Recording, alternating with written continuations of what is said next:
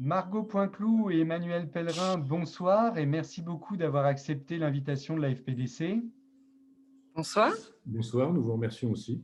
Alors, je rappelle pour tous ceux qui nous regardent que vous êtes candidat au Conseil de l'Ordre et j'ai une première question pour vous. Est-ce que vous pensez tous les deux que les justiciables sont suffisamment sensibilisés à l'existence des modes amiables et notamment aux modes amiables qui font l'objet du monopole de l'avocat, à savoir le processus collaboratif et la procédure participative?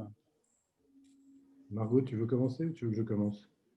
Allez, juste quelques mots et après je te laisserai la parole. Alors moi, Euh, je, je- ouais, vas-y. je- je Je vais pense pas que couper mon- la réponse est évidemment non, et pour une raison extrêmement simple, c'est que l'avocat lui-même n'est pas assez sensibilisé à l'existence de ces procédures. Donc évidemment, il ne peut pas faire de pédagogie à l'endroit de son client. Donc la difficulté est beaucoup plus globale.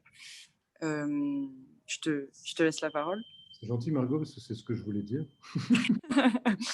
Non, Moi, effectivement, ça me paraît une lapalissade, en fait. À partir du moment, en tout cas, pour me concernant, je ne voudrais pas mettre tous mes confrères dans le même lot, mais me concernant, les procédures amiables, dans toute leur généralité, ne me sont pas familières, en dehors de ce que moi j'entreprends à titre professionnel. Je ne connais pas tous les termes, je les confonds tous.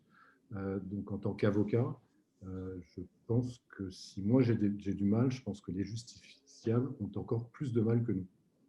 Donc déjà, il faudrait qu'on fasse un petit nettoyage peut-être dans tout ça pour permettre de sensibiliser et les avocats, mais les gens aussi, les justiciables. D'accord, merci beaucoup. Et j'ai une question justement par rapport à ces modes amiables qui existent et qui sont voilà, pratiqués par quand même un certain nombre de nos confrères. Est-ce que vous ne pensez pas qu'on pourrait en profiter nous-mêmes, notamment dans le cadre de nos conflits déontologiques?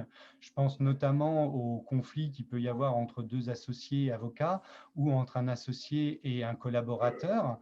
On sait qu'une conciliation existe, mais ne pensez-vous pas que l'ordre devrait aller plus loin et qu'au-delà des compétences certaines que les membres du Conseil de l'ordre ont en matière de déontologie, est-ce que les membres qui interviennent dans ces procédures de déonto ne devraient pas aussi être formés, par exemple, à la médiation ou au processus collaboratif? Alors, si, Margot. évidemment, tout à fait, ce serait très intéressant. J'irais même au-delà. C'est aussi sous-entendu par notre réponse précédente, mais de toute façon, une formation globale de tous nos confrères à ces modes amiables, et certainement dès la formation initiale, est nécessaire. Elle n'existe pas aujourd'hui. Preuve en est, c'est le niveau de nos réponses. Voilà, dès qu'on ne pratique pas, dès qu'on n'est pas là-dedans, on est complètement perdu. Et c'est dommage puisque ça a vraiment une vocation euh, à être appliqué dans chacune de nos pratiques, en réalité, si on y réfléchit plus de 5 minutes. Donc oui, bien sûr, non seulement pour les conflits déontologiques, mais aussi pour les conflits dans le cadre de l'exercice. Je pense que ça pourrait dénouer des situations qui sont extrêmement passionnelles.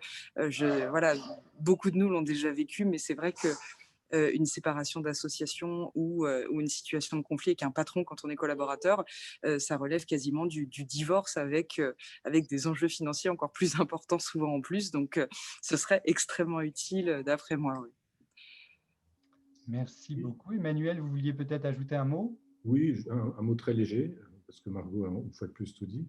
Mais effectivement, je pense que ça me paraît être une bonne idée parce que tout ce qui peut nous former plus de ce qu'on a déjà quand on est élu, je pense que c'est positif. Mais je dirais aussi que pour être allé au Conseil de l'Ordre quelquefois, je trouve que les membres du Conseil de l'Ordre ont déjà cette appétence pour la conciliation naturellement. Parce qu'a priori, ils sont là pour décider entre deux confrères. Et en règle générale, moi, ce que j'ai pu voir personnellement, et aussi dans des décisions, c'est que souvent, la décision relève de la conciliation à la fin, en fait. Voilà. D'accord. Merci beaucoup. Est-ce que l'un et l'autre, vous êtes formés au processus collaboratif ou est-ce que vous envisageriez de vous former si l'opportunité se présentait? Margot, je t'en prie. Alors, énorme scoop, je ne suis absolument pas formée. Alors, c'est vrai qu'en matière pénale, on n'a pas du tout cette culture-là en France, mais alors pas du tout. On a commencé très, très, très récemment à aller au-delà de la comparution sur reconnaissance préalable de culpabilité, mais c'est vraiment des petits pas dans notre culture. On a maintenant une convention judiciaire d'intérêt public qui permet de négocier un tout petit peu plus en amont, mais c'est quelque chose qui n'a absolument rien à voir avec le caractère abouti des modes amiables. Voilà, on est au stade embryonnaire. Donc non, absolument pas. Et je serais ravie de le faire. D'ailleurs, l'engagement avait été pris lors du dîner de votre association, et j'irai jusqu'au bout de cet engagement. Très bien, c'est noté. Et vous, Emmanuel? Alors, pour ma part, je n'ai absolument aucune formation dans ce domaine en dehors de celle que j'ai pu acquérir, entre guillemets, à titre professionnel dans mon exercice, dans les métiers, enfin dans les procès de dommages corporels, enfin dans les litiges où il y a du dommage corporel, comme je vous l'ai dit tout à l'heure.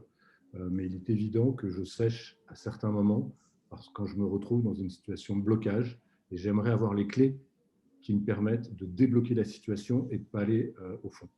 Voilà, enfin, en justice. Donc, effectivement, je vais également me former. Voilà. Merci beaucoup, Margot Poinclou et Emmanuel Pellerin. Donc, je rappelle que vous êtes candidats au Conseil de l'Ordre et que les élections ont lieu le 24 et 26 novembre. 24 et 26 novembre. Votez. Merci à vous et très bonne campagne. Merci beaucoup. Merci, au revoir.